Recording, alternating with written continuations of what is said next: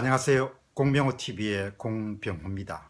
이번에 우병우 민정수석 건으로 인해서 아마 조선일보의 주필로 재임하고 있던 송희영 씨가 주필 자리와 편집인 자리를 모두 다 내놓았다고 합니다. 오늘 아침에 제가 페이스북을 이렇게 한번 쭉 보니까 송희영 주필의 낙마에 대해서 대단히 즐거워하시는 분들이 몇 분 계신 것 같습니다. 아마 그분들은 대부분 글을 쓰시는 분이기 때문에 그동안 송주필이 갖고 있던 논조에 대해서 비판적인 시각을 가졌던 분이기 때문에 이번 낙마를 굉장히 환영하는 그런 분위기라고 봅니다. 글을 쓰는 사람들은 항상 실수를 할 수가 있죠. 왜 그런가 하니까 글이라는 것이 뭐 법칙이라든지 진실이 아니고 의견이나 주장인 것이죠.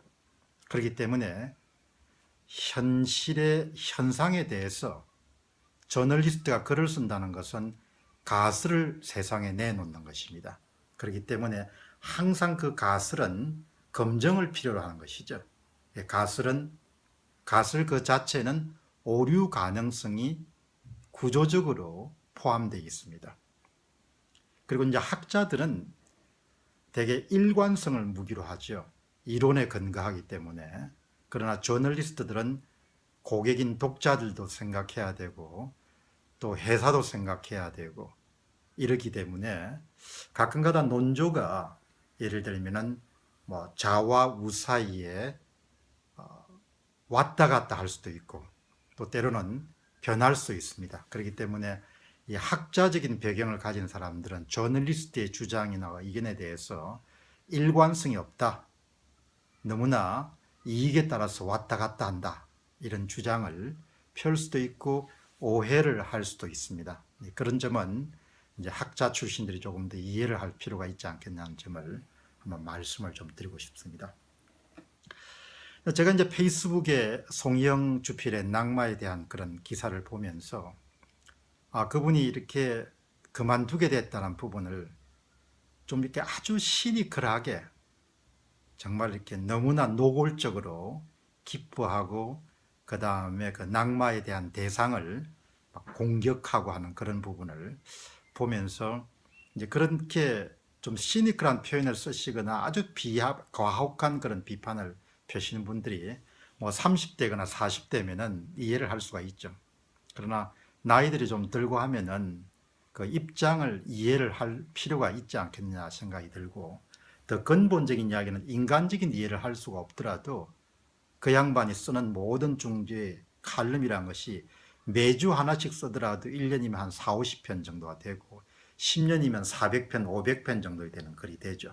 그 글이 100% 맞을 수가 없는 것이죠. 미래를 전망하고 또 이렇게 추측하기 때문에 저는 송희영 칼럼을 어떻게 보는가 하니까 송희영 씨가 이번 사건과 관계없이 경제 저널리스트로는 상당히 뛰어난 그런 저널리스트다 그렇게 생각합니다. 물론 아쉬운 점은 이렇게 좀 가혹하게 이렇게 비난하거나 비판하는 그런 감이 있죠. 그러나 그것은 그분의 이 글에 있는 일종의 맛이라고 볼 수가 있고 또 저널리스트이기 때문에 특유의 그런 가혹한 비판이나 비난을 퍼부을 수 있지 않겠느냐는 생각을 하죠. 그러나 어떤 사람이 낙마를 하게 됐을 때는 조금 지켜볼 필요가 있죠. 그리고 상대방 입장에 생각해 보면은 당신이 왜 그때 이 글을 썼느냐, 이 글이 틀리지 않았냐 이렇게 밀어붙일 필요는 없죠. 왜 그러면 그 밀어붙이는 분조차도 그런 항상 실수할 수 있고 오류의 가능성을 포함하고 있기 때문입니다.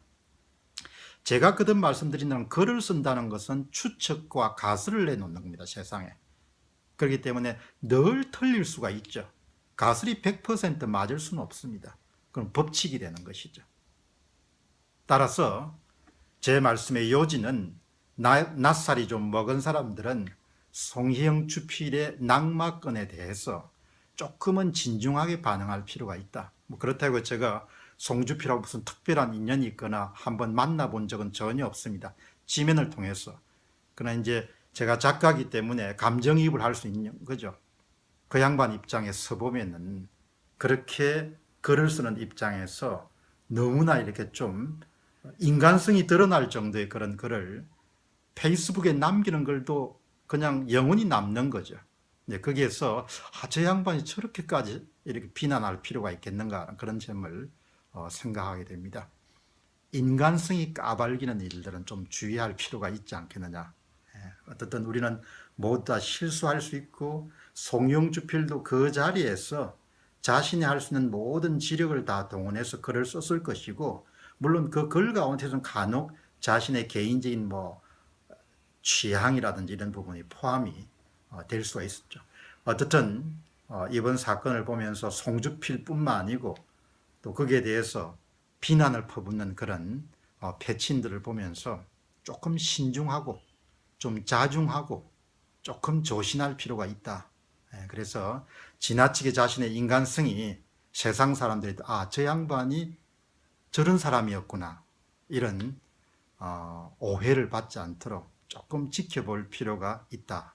그리고 그런 항상 오류 가능성이 있다. 송주필의 글도 그렇고 비난한 사람의 글도 그렇고 내 글도 그렇다. 모든 건 가설이다. 의견이다. 주장이다. 그것은 법칙과는 전혀 다른 것이다. 틀릴 가능성이 있다. 이 점을 말씀을 드리면서 오늘 공병호 TV를 마치겠습니다. 시청해 대단히 고맙습니다.